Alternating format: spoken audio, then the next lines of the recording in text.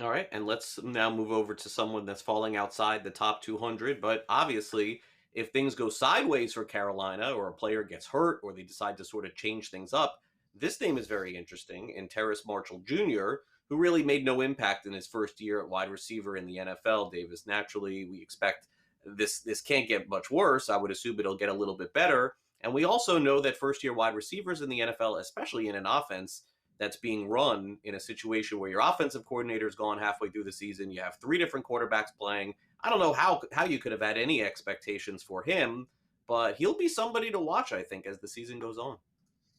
Yeah, I was pretty interested in Terrace Marshall. If you go back and look at that 2019 season at LSU, I mean, one of the craziest college football teams you have ever seen. He was playing with Justin Jefferson and Jamar Chase, and kind of held his own. 46 receptions, 700 yards, 13 touchdowns, and was definitely a part of like a meaningful part of that team, the team that won the title, maybe the best offense we've ever seen in college football.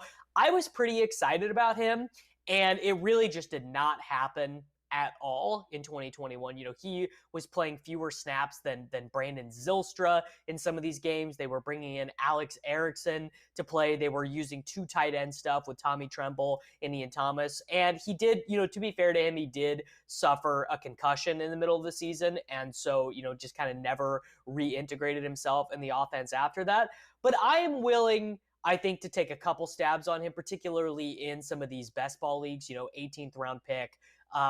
Because I would imagine the team would like to have the cost controlled labor of Terrace Marshall playing instead of having to extend Robbie Anderson. If you find out that Terrace Marshall is good, you have two more seasons of a starting wide receiver at a really cheap, really affordable salary. Maybe that allows them to dip into the free agency quarterback market. Maybe they sign Jimmy Garoppolo next offseason. They try the Baker Mayfield thing. It doesn't work. They gave Jimmy Garoppolo some money. It just allows them to be a little bit more creative with their team building. Because I think David Tepper, the owner of the team, he would love to have a competitive team. They've been terrible the entire time he has owned the Mm-hmm. team, right? And I think obviously, Matt Rule will probably be gone, which is, which again is another weird wrinkle here is Joe Brady was the offensive coordinator for Terrace Marshall in college. And, you have to imagine that was probably part of the reason why the Panthers drafted him. Then they fired Joe Brady. So just a weird, 18-month career so far